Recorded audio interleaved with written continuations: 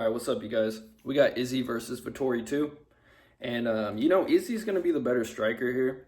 He is the more well-rounded striker. He can keep the distance better. Marvin's going to have to rely on at least mixing it up at the least, if not trying to just go for the takedown a ton. I watched that first fight back, and, I think in our minds it was a little closer than it actually was because Izzy put it on him. Izzy put it on him in that fight, man. I'll tell you what. It didn't look like Marvin had a chance in that one. And if this one's going to be 5 rounds, I just see Izzy doing what he does. He's got great cardio. I think genetically he's got great cardio. And if not, he's got an EPO shot weight on him. So he's going to win this one. He's got the 3-inch height advantage, the 6-inch reach advantage, and usually over 5 inches, you're asking to get beat there. And he's got the better record. Marvin Vettori is going to have the takedown, the submission, and the southpaw threat. Marvin also may have the better volume here with 80 volume over his last 80 strikes thrown over his last 5, but Izzy's going to have 66 in this one. So it's not that far off, and I think that Izzy's going to find the mark much more. And Izzy does have the 1.32 striking differential compared to 1.24 of Vettori's. So that is close too, but I think Izzy, being the champ and facing the heavier guy in Jan, he's going to be used to that, and Vettori's going to seem a little bit small compared to him. So I'm going to give this one to Izzy, the Black Dragon, as he used to be known, Adesanya. All right, in the co-main event, we got Deiveson Figueiredo versus Brandon Moreno 2. And, I'll give it to Brandon in the first fight. He did well. But like we were saying in the Marvin Vettori versus Izzy fight, Vettori, he didn't do as good as we remembered. Okay, he got whooped in that fight. Figueiredo whooped Moreno. And, I like Moreno. I think he could beat just about anybody but Figueiredo, and maybe he could beat him 1 time out of 10 or 2 times out of 10, I would say. Brandon is going to have the 6-year youth advantage here. 2-inch height advantage, 2-inch reach advantage with the takedown, better volume, but not the better striking. Okay? And that's great. And I could see him doing something wily and maybe planning on something this time that he wasn't planning before because he's already seen it and then just going for a really good strategy or some shit. But I'm going to give it to Figueiredo in this one. Figueiredo's different. He's a star. He's just different. I think he's a star for sure, and he's got the submission threat if it does go to the ground. I think we're going to see a repeat of the last fight, and Figueiredo's going to get his hand raised. So let's go with Figueiredo in this one. All right, in the next fight, we got welterweights Leon Edwards versus Nate Diaz. And Nate Diaz, he's a bum. He's fade. He's a fade all day, dude. Don't be betting this dude, okay? If he wins by a submission,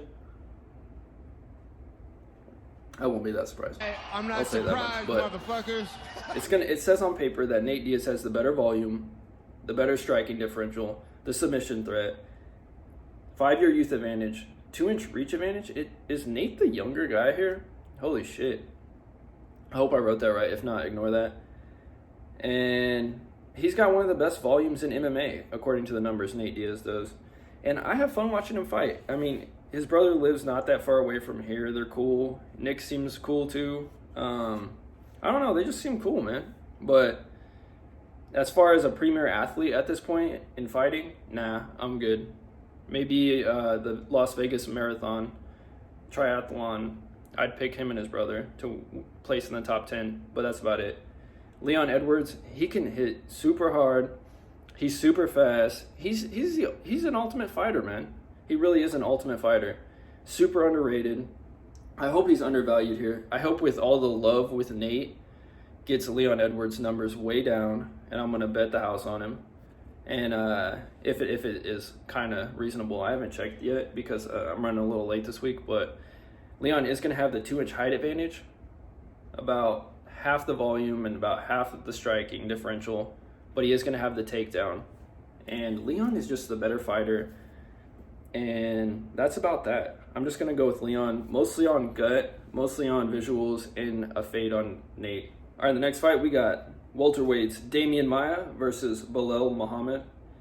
And Belal, remember the eye poke Muhammad, is the better striker with the better volume and a 12-year youth advantage here. So, when it comes to the striking, I'm going to give it to Belal Muhammad all day here in this one. But Damian Maia does what he does. He's got very low volume, super bad striking, looks terrible, has a 3-inch height advantage, takedown and submission. I mean, we know how this is going to go. Bilal's going to try to keep it on the feet. Damian Maia's going to drag his ass to the ground. And as far as an official pick, I circled Muhammad, but I'm over here like, what the hell am I thinking? I kind of think Damian Maia is going to drag him to the ground and choke his ass out. So, I'm changing my pick from Belal Muhammad to Damian Maia. Okay. In the next fight, we got Paul Craig versus Jamahal Hill. Jamahal is going to have the 4-year youth advantage, the 1-inch height advantage, the 3-inch reach advantage, the way better striking, the way better volume, but he's not going to be as good at the takedown and submission and just kind of sticking to, Paul Craig's going to stick to this guy like glue, and it could win him the fight, He could easily be choked out, Hill could. But other than that, I don't see Paul Craig hanging with him on the feet. I definitely see him getting tagged and knocked out in this one. I'm going to have to just side with Jamahal Hill in this fight because he's just got all the advantages here. And I think he'll be strong enough to defend the takedown of Paul Craig, and that's Craig's only chance in this fight. So I'm going to go with Hill. All right, in the next fight, we got Drew Dober versus Brad Riddle. And, Joe Rogan's favorite fighter, Drew Dober, has decent striking, a 1-inch height advantage. He's got judo and wrestling. Or no, wait, he lacks judo and wrestling. Sorry about that. Yeah, he lacks judo and wrestling. He's way overrated. He is a southpaw, which he has going for him. But, I mean, look at his record. He is a journeyman, And Brad Riddle, they want to build this guy up. They enjoy his flashy striking, which brings in the better numbers and stuff like that. And he's a rising star. He's better everywhere. He might even be better. Oh, you know what? He is better on the feet, and he's better wrestling. So I don't really see any way Drew Dober could win this fight. Brad Riddle's got the 3-year youth advantage, the 1-inch reach advantage, and way better striking and takedown. So I'm going to go with Brad Riddle, making it an easy pick. All right. We got Eric Anders versus Darren Stewart. And Eric Anders, he was kind of whooping up on Stewart in that last fight, and then he did the illegal knee, as you know. But he outpaced Stewart by 3 times the volume in their fight, and he manhandled him, and he just looked like the way bigger, better dude in there, you know what I mean? So I think in this one it's going to be simple because we've already seen them fight. Eric Anders, maybe he'll be a little less dumb in this fight and won't do something stupid. He is a negative striker, even though Darren Stewart isn't. And they have similar volume. So I'm going to go with Eric Anders just based on their last fight. All right, in the next fight, we got Lauren Murphy versus Joanne Calderwood. And Joanne, she has really great volume. She's almost up to 100 strikes a fight. And, she's got great numbers in her differential, 2.19. And Lauren Murphy has negative striking and half the volume. The only thing Lauren Murphy has going for her in this fight is actually her reach with a 2.5 reach advantage. Joanne is 2 years younger, 1 inch taller, and that's that. I think we've all seen both of these two fight quite a bit. Lauren Murphy, she's just not a good fighter. Let's be real. And Joanne, she is a good fighter, so I'm going to go with Calderwood. All right, in the next fight, we got Movsar Eveloev versus Hakeem Dawadu. Now, this is an underrated fight. These two are great fighters right here. And I'm actually kind of surprised that they'd put them against each other, you know what I mean, right now? But it is what it is. And Hakeem's going to have the better striking, even though they both have good striking. Hakeem's got 2.84 striking differential with the better 68 volume, 68 strikes thrown in his last 5, per fight. But Movsar is going to have the better volume here, but a little bit less striking. So they're going to kind of even each other out. Eveloev will have the more volume. Hakeem will be the more accurate striker. You know what I mean? And Eveloev is going to have the takedown threat as well as a 2-year youth advantage here. But I think that the wrestling is going to pay dividends for Eveloev. I definitely think he can get caught in this fight and knocked out by Hakeem, who has the 1 inch height advantage and a 1 inch reach advantage. But I don't know. Hakeem's got pestering leg kicks. But he can get sat down by pursuing too hard. I think he's been dropped a little bit from just trying a little too hard and being not patient enough. He sets a high pace, but he has been choked out before as well, Hakeem. And I could see that playing into this fight. The wrestling of Eveloev is A-class, and I see Eveloev winning this fight for sure. All right, in our next fight, we got Pannie Kianzad versus Alexis Davis. And Alexis Davis, she's a bum, but she has the better ground game, apparently, and loses to decent competition. But Alexis Davis gets tagged, man. She gets tagged. And what else? She has the lower volume, the worst striking, but Davis does have the reach advantage here with a 2-inch reach advantage. Kianzad is going to have a 7-year youth advantage, a 1-inch height advantage. She can be hit with a leg kick, and that could hurt her quite a bit. She does win her decisions a lot, though, which helps Kianzad out a lot. Kianzad has a great left jab, a great left hook, can swing combos at the air quite a bit, though. She's in good shape with a good chin, and she's kind of like a shark in the water, you know? So I think that plays into her favor in this one, with her having the better differential and volume. And I'm going to give it to Pannie, so we're going to go with Pannie. All right, the next fight, we got Frank Camacho versus Matt Framola. And Frank Camacho's a bum who you should fade when you get the chance to, because if you watch any of his recent fights, he's looked like trash, and he is going to have the better volume here. And they're both negative strikers. I consider neither of these guys high level, okay? And but Frank Camacho is going to have the better stats on paper. And he's going to have the 15 pounds that he's used to compared to Fravola's frame with a 2-inch reach advantage. So that's about Frank there. He does have devastating body shots, too, that are pretty nice. But he is chinny, and I don't think his cardio is up to par. Like, honestly, he looks like a guy who would have good cardio, but he doesn't.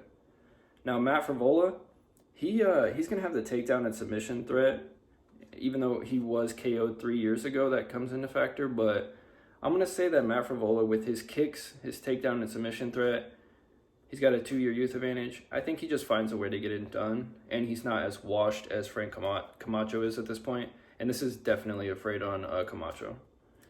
All right, in the next fight, we got Chase Hooper versus Steven Peterson, and, Steven Peterson has negative striking, decent volume, and the takedown threat. But Chase Hooper has the submission threat, so that kind of null and voids the takedown threat a little bit. Chase Hooper is going to have the 10-year youth advantage, the height advantage, the reach advantage by 4 to 5 inches, the striking advantage, and this, like I said, the submission advantage. So I just think Steven's not afraid to lose, and I think Chase is trying to be built up here. So I'm going to go with Chase Hooper in this one, making it simple. He's just a little bit better with all the advantages, you know? All right, in the next fight, we got Firas Ziam versus Luigi Vindarami. Vindaramini. You guys know names aren't my strong suit here, okay? Ziam is going to have the 1-year youth advantage, the 6-inch height advantage, and the 2-inch reach advantage, as well as the better striking here, and the better volume and takedown. So what else does he need? Luigi is a little bit heavier. He's used to be, but he got KO'd recently. He's got bad striking. Luigi's not that good. He seems like one of these guys who just like gets a little too angry or something, and I don't know, that kind of plays into it. But Ziam, he's kind of weak. He gets held against the fence. He's not a killer for sure. He's definitely not a killer at all.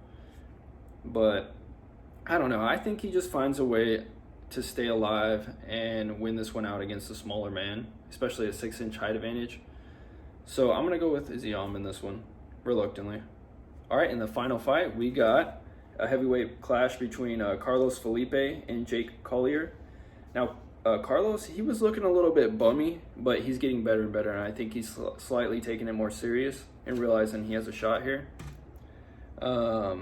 Jake Collier, he's a bum. He beat Gian Vellante last time, okay? What does it say? Oh, in the old days, he was pretty good. He's been KO'd 3 times. It does say that Jake's going to have the better striking differential, takedown, submission, experience, 2 inches of height, a 3.5 reach advantage. But damn it if he's not a bum, Collier. He's a bum. Okay, he's a fat bum too. And Carlos is going to have the better volume here. A 6-year youth advantage. He's going to be used to being bigger at 15 pounds. And he can KO. And I think Jake wants to be KO'd. So Carlos is going to put him to bed. And that's that. So let's win some money this week, guys.